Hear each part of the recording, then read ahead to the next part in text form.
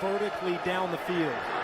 Here's Gilbert doing just that, right on cue. Art's got him at wide open, right in the bucket, and it's caught by Charles Johnson. Sometimes to reach our goals, we have to find motivations that are bigger than ourselves. The Orlando Apollo's wide receiver Charles Johnson is the league's leader in receiving yards. And I was led to make this video after his dismantling of the secondary of my San Antonio Commanders. It's literally only been 2 weeks, but Charles Johnson has just etched himself into the AAF record books with a 192-yard receiving day that might actually stay there for a while. The Kentucky native has bounced around a lot playing the game of football, and he's quickly becoming a star in the AAF. But the road that led him to this point has been full of twists and turns, as he's played on the FCS level, aka D1AA. He's also played JUCO, D2, NFL, and now finally the AAF. In this video, we'll take a look at the promise he made to a loved one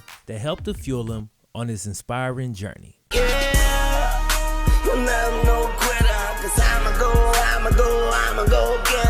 As a senior in high school, Charles Johnson caught 72 passes for 1,200 yards and 16 touchdowns. He decided to stay close to home, choosing to attend Eastern Kentucky. Now here's where things go awry. According to the story, his roommate steals a laptop, a theft that Charles did not participate in. But at the same time, he didn't want to snitch on his boy, and ultimately his refusal to cooperate with the investigation saw him get kicked out of school right along with his partner. Charles left there and decided to try to build himself back up by going the JUCO route. He decided to attend Antelope Community College out in California. He got off to a good start there, and then the unthinkable happened. In 2009, Charles's dad, Fred Johnson, was diagnosed with scleroderma, a rare chronic connective tissue disease, and by the time they caught it, it had progressed to a point where doctors only gave him 6 months to live. At that point, his dad's health took precedence over everything. So Charles left school, he quit football, and he went back home to Kentucky to attend to his father, and he stayed there doing just that for over a year. Charles promised his dad that regardless to what the doctor said,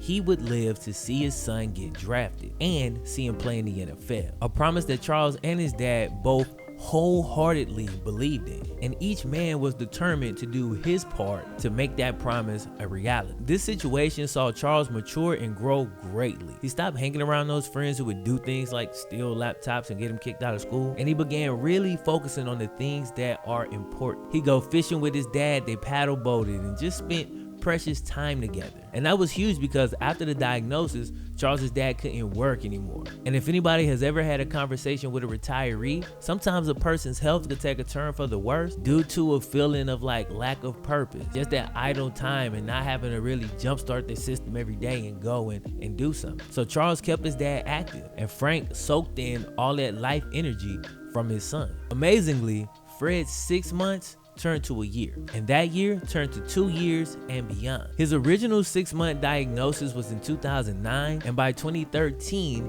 he'd had 4 heart attacks, but Frank was still fighting, he was still hanging in there. Charles had promised his dad that as long as he fought, then Charles would fight, and they fought together. It's a beautiful thing. Charles continued to train for football, but now with a renewed focus. He realized that things could be taken away, and he had a new sense of urgency. Charles had seen his dad work for everything that he had, a lesson that he now fully embraced, and he knew exactly what he needed to do. After going to school, redshirting, being kicked out the next year, going JUCO, leaving, sitting out another year, all of that, Charles only had 1 year of eligibility left due to the NCAA's 5-year clock rule.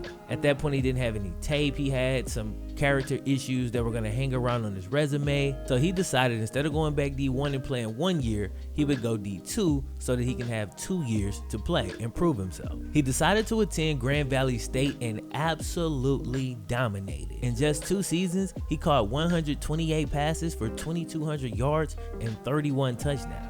The QBs there were being constantly juggled. Charles could always go deep, but he also had to learn how to do damage on shorter underneath routes due to certain quarterback limitations. While this seemed like a negative at the time, this really helped Charles to diversify his game and become a more complete receiver. He didn't receive an NFL Combine invite, but at his pro day, he measured in at 6'2", 215, and after guaranteeing that he'd run a 4.39, He ran a 4.39, recorded a 40-inch vertical, 14 reps on the bench press. Dude had it all. On April 27, 2013, Charles made good on the first part of the promise that he made to his dad 4 years earlier. He was drafted by the Green Bay Packers in the 7th round of the NFL draft. When Charles was drafted, his dad actually forgot about the heart attacks. He forgot about his condition completely and sprints out the door in jubilation that his son had achieved this feat and that he had lived to see it. When Charles, who runs a 4.39, finally caught up to his dad, they embraced, and despite all that he had been through,